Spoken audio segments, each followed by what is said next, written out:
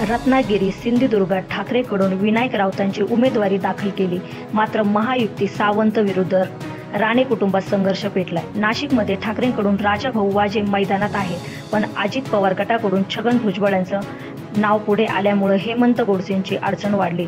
संभाजीनगरच्या जागेचा चंद्रकांत खैरेंना संधी मिळाली आहे। खैरे विरोधात महायुतीच्या उमेदवारांचा शोध सुरूच आहे।